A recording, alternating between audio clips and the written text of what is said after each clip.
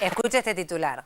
Por la crisis se eliminó un tercio de la clase media. Seguro algunos titulares dicen, bueno, vamos a ponerlo en el portal. Hablamos de España, eso, ojo. Por eso digo, en el contexto mundial, Argentina, ¿cómo está si hablamos de desocupación, Raúl? Me preocupaste con No, la ¿viste? introducción. No, pero es desde Digo, no me dan los números no, a mí. pero por eso hay que entender la crisis mundial, global, que sin afecta duda, al mundo. Sin duda. ¿Cómo estamos nosotros? Y tiene mucho que ver esta crisis mundial con lo que le está pasando a la economía argentina, porque estuvo muy impactada, muy afectada, a pesar de eso, a pesar de esa crisis en el último año, es decir, midiendo primer trimestre de este año con primer trimestre del año 2014, la desocupación se mantuvo en este nivel bajo, uno de los niveles más bajos históricamente que ha tenido Argentina, 7,1%.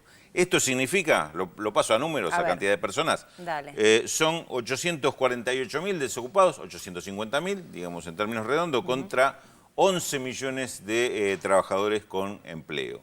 Digamos, estas son las proporciones que tiene hoy Argentina. Estas proporciones se mantienen estables con respecto al inicio del año 2014 y repito, digamos, en línea con lo que estabas comentando.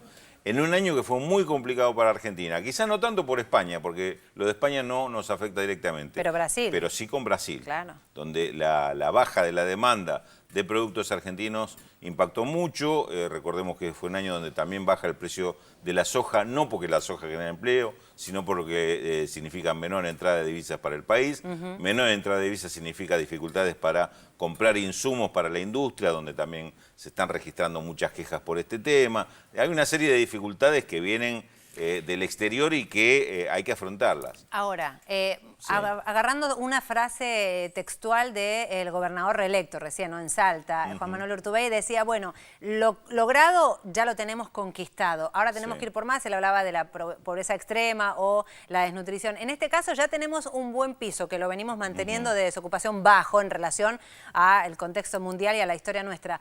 Por ejemplo, ¿tendríamos que avanzar en superar los niveles de trabajo en negro, por ejemplo? Sin ninguna duda, sin ninguna duda, porque así como decíamos, para mirar a dónde vamos, claro, qué queremos, pues, ¿no? Así como decíamos, bueno, este es el panorama, obviamente lo que se han dado en estos últimos meses, en estos últimos años, son políticas de resistencia, de sostener lo que tenemos que no frente al embate. Y claro, no bueno, es nada menor. Fíjate vos que las políticas de estímulo del consumo, como el Ahora 12 y otro tipo de políticas, son las que logran sostener el nivel de empleo, favoreciendo la compra de artículos de producción nacional y demás. Ahora, ese salto que implica buscar cómo se sigue avanzando sobre este piso, sobre esta plataforma que se generó, tienen que ver indudablemente con otra forma de integración con la región. Evidentemente lo de Brasil es un impacto por un llamado de advertencia. Cómo lo que hacemos, nos contagiamos las crisis en vez de ver cómo hacemos en conjunto para resolver esa crisis que tiene la economía brasileña. Pues es que en Salta hay un dato muy interesante que me contaban hace poco. Salta tiene muchas dificultades para hacer acuerdos de integración regional, por ejemplo, con el sur de Bolivia, siendo que tienen frontera.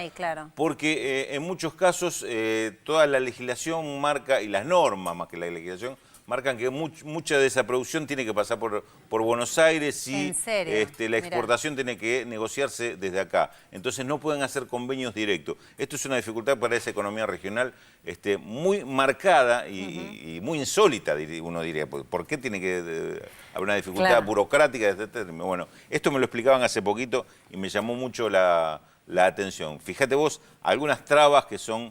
que se podrían superar fácil. De normas, claro, se podrían superar fácilmente y marcarían un crecimiento importante para esas regiones. Nos hablas de estímulos de consumo, pero a la vez de producción. Recuerdo hace muchos años cuando empezó el compre argentino, ¿no? El compre nacional. No es solamente un título, no es menor eso. No, para nada. ¿Qué trae aparejado, digamos? A ver, cuando hablamos de compra argentino no estamos diciendo comprarle a cualquiera que produce acá un producto de menor calidad, más caro, simplemente para beneficiarlo como si ese fuera un subsidio del Estado cuando compra. Estamos hablando de promover un abastecimiento local de algo que se puede producir en el país y que se está importando. Esto es un tema que es muy discutido hoy porque esto se vio, obviamente en los 90 esto se olvidó, se tiró por la ventana todo lo que existía en legislación de compra argentino. Hoy se está recuperando y se empieza a discutir cómo hacerse. Por ejemplo, es muy bueno que Argentina haya recuperado el tema ferroviario. este regreso de las locomotoras y el equipamiento es muy bueno. Ahora, lo interesante ahora va a ser que los repuestos, la reparación y todo lo demás empiecen a ser argentinos. Y esto es lo que está pensado. Entonces ahí también va a promover una industria que estaba frenada, como la industria de insumos ferroviarios, que prácticamente había quedado desmantelada en el país con tantos años de pérdida de este servicio tan esencial. Gracias, Raúl. Y hablando de eso, en esta semana de mayo, mañana miércoles va a haber una actividad justamente relacionada con los ferrocarriles. Allí se va a promulgar la ley que fue aprobada en el Congreso, la presidenta va a estar al frente y va a haber conexiones a través de ARSAT, que también es satélite nuestro, con diferentes puntos del país.